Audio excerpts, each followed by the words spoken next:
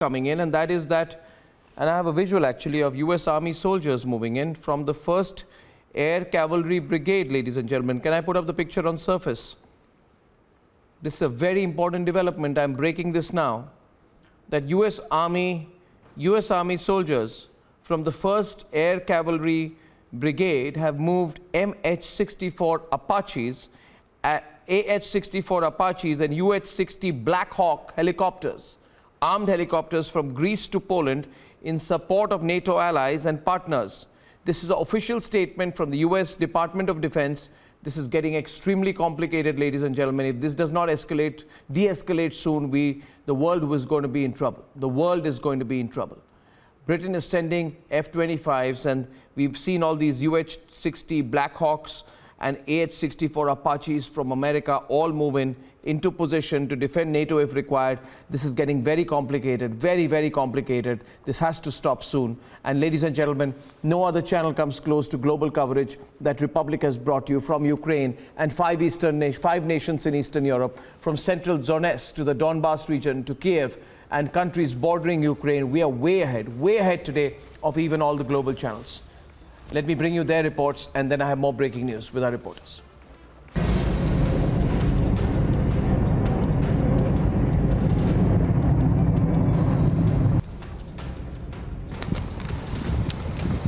Several big cities here in Ukraine, they have seen large-scale damage and a loss of lives also. While we do not have the number of civilian deaths that have taken place, but the fact of the matter is that as far as a loss of Russian troops are concerned, Ukrainians claim that that's massive. 24 hours ago, when the bombing took place, and two areas side by side.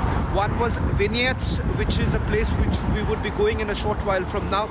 We have reached a region called Melensky, which is about on the southern side of Kiev. 24 hours ago, there was a blast, a bombardment that took place in this very city. And in the southern areas of the Donetsk People's Republic, specifically near Mariupol, it's said that as of just over an hour ago, the ceasefire has taken place. It's unclear how well that is sticking. Here in Donetsk, we can hear the shelling now. I'm not sure. As the tensions continue to escalate between Russia and Ukraine, Republic TV is right now here at Poland-Vilnius border. Remember that the relations between the nations continue to be cold, and the temperature is still, or is also very cold. The place from where I am filing this report is very cold, and the temperature right now is minus 9 degrees Celsius. I'm right now in Vilnius in Lithuania. This is the capital city of Lithuania, and now I'm at the Ukrainian embassy in Vilnius in Lithuania, the capital city of Lithuania. You can see the flowers, you can see the candles, you can see the messages that have come for the people in Ukraine from the European Union nations.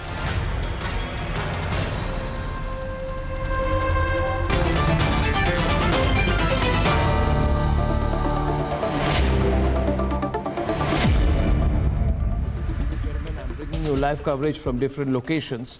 I'd first like to go across to Patrick Lancaster. He is in Donetsk, and he has been reporting on this is the place where the DPR forces and the Russian forces have occupied the southern part. And earlier, Patrick reported about how Ukrainian forces fired 6 120mm mortars at Donetsk today. So what's the situation in Donetsk? Patrick, first. Hi. The situation here in Donetsk is a situation of intense battles going along the front line, both here in Donetsk and up north in the Gorlivka area. There is really no ceasefire here. There is battle going on, firing from both sides. In the Gorlivka area, many residential homes were hit from shelling from the Ukrainian side. And here in Donetsk, it seems today the fighting was concentrated along the front line, and there was no civilian casualties here in the center of Donetsk. But a little bit south in the Tukachevsk area, which is also part of the Donetsk People's Republic territory. There were 2 injuries of civilians and several residents damaged. There's really no ceasefire going on, and in contrary to what Ukraine is reporting on that side, the firing is going in both directions. We can say that 100% fact. As far as who fired the first round, of course, we don't know, but there is intense battle still going on along the front line. So back to you. Yes, Patrick. I mean, Patrick is really holding out, ladies and gentlemen. That's Donetsk and Luhansk, separatist-held regions of Ukraine. And Patrick says the fighting is still very much on. Right now, we have Andre and Andre and Shawan and Mridul and Mr. Rawat, Surendra Rawat, all reporting from Vinnytsia in Ukraine. Andre, to you first. You've been traveling all around in Vinnytsia. That's the place which had just been bombed. There was a barrage of Russian missiles which destroyed the airport. Where are the people there? Is the place deserted? What do you see on the ground as you travel around? I see that people in Vinnytsia are like very frightened of what's happening now, and it's very terrifying and horrible what's going on there. All the people are shocked, and now a lot of people are running away from Vinnytsia. Absolutely. Going across to Shawan and Mridul, they are reporting from the exact location, both of them, where Volodymyr Zelensky said a barrage of Russian missiles had destroyed the airport. And today in the Vinnytsia City and Regional Council, there were urgent sessions, and the only issue was the closure of airspace. That's not happening. So what are people bracing for? Shawan and Mridul, over to both of you.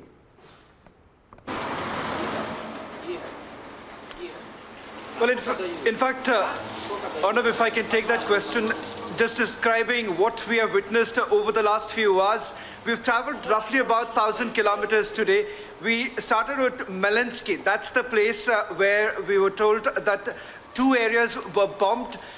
We reported from there that entire area has been completely evacuated, and thereafter we reached Vilnius. Now this place, about 7 bombs were dropped. While I was reporting in the previous bulletin, what we saw is that there's been heavy deployment that has taken place in the area. Hedgehogs have been laid across the roads. Checkpoints have certainly been increased because they believe that just to ensure that there is pressure on the Ukrainian government, they're trying to areas that are surrounding Kiev, that has been attacked. Not just missiles that have been launched, you're looking at aerial bombardment that's been completely increased. I'll just try and show you this particular area where we are right now, and I'll just see how among the people. This is the gas station in Vinnytsia, where the number of people have just been increased so that they can leave from the area as soon as possible. Now that's the current situation here in Vinnytsia. From here, we are trying to move towards Kiev because that's where the gun battle has certainly increased. But for the world to think that right now the focus is only about Kiev, that only Kiev has been attacked. But the fact of the matter is that on the ground, we have seen multiple new cities are being constantly attacked. Yeah, and you can see there's heavy snowfall in that area. It's just been snowing constantly, and that must make it very difficult for the people also. मृदुल, वहाँ पे बर्फबारी भी बहुत हो रही है. आप reporting कर रहे हैं, तो जो वहाँ पे आम आदमी है, जो लोग हैं, अभी शवन ने बताया कि वो लोग अपने गैस भर के गाड़ियाँ लेके जितनी दूर जा सके जा रहे हैं. तो कहाँ जा रहे हैं? उनसे बात करते हैं तो वो क्या कहते हैं आपको? देखिए यहाँ पर टेम्परेचर जो है -4 तक पहुँच गया है, और जब लोग यहाँ से गुजरते हैं तो उन्हें पता नहीं है उनका ठिकाना क्या होगा, वो कहाँ पर जाएंगे, लेकिन उनके मन में सिर्फ एक जिद है कि वो यहाँ से निकले. और हम लगातार सड़कों पर हैं. We are constantly on the roads and we cover almost 4,000 kilometre. Apart from that, on one hand there will be so many meetings were held and there will be soon, but on the other hand the every city is shaking with the bang. यानी हर तरफ हमने जो तस्वीरें देखी है, चाहे हम हम जिटोमिर पहुंचे या फिर हम कीव की तरफ पहुंचे, यहां पर एक बहुत महत्वपूर्ण बात यह है कि कीव को कब्जा करने के लिए दोनों तरफ से दावे किए जा रहे हैं। लेकिन जब हम सड़कों पर आते हैं, when we are on the roads, the destruction we saw in Zhytomyr और in Kyiv, यहां पर यह तस्वीर समझ में आती है कि दावे जरूर किए जा रहे हैं लेकिन जमीनी हकीकत इससे बहुत अलग है। यहां पर अभी भी यूक्रेन की आर्मी लगातार यह कोशिश कर रही है कि जो रशिया की रणनीति है उसको धराशायी किया जाए और उसका सामना किया जाए। इसलिए हम देखते हैं कि चेक पॉइंट्स यहां पर बढ़ा दिए गए हैं, पुलिस की चौकसी यहां पर बढ़ा दी गई है और आर्मी के जवान लगातार अपनी रणनीति में बदलाव कर रहे हैं। अगर उत्तरी क्षेत्र से रशिया की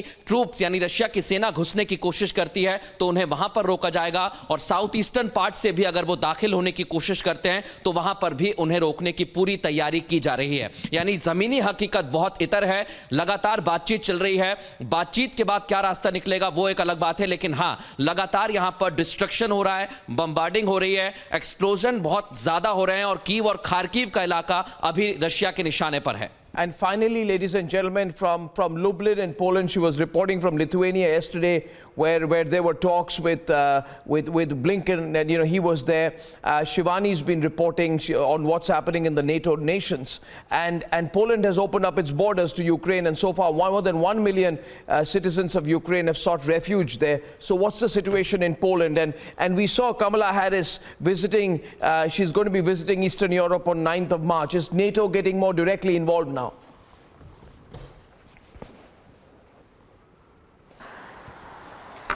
Arnab, we've been traveling from Hungary to Slovakia to Poland to Lithuania, and again I'm in Lublin. And there was a lot of hope from NATO nations that the people in Ukraine were looking up to, but now the balancing act is being done, as we've seen how Antony Blinken has traveled here in these nations, and tomorrow his will be the 4th day of his visit to these European Union nations, and he's gathering support for Ukraine. He is announcing a lot of monetary aid to Ukraine, but we have been capturing the sentiment out here in these border nations. They are the people out here are quite concerned about the Ukrainians. They've opened up their borders. They are sending humanitarian aid to the Ukrainian people.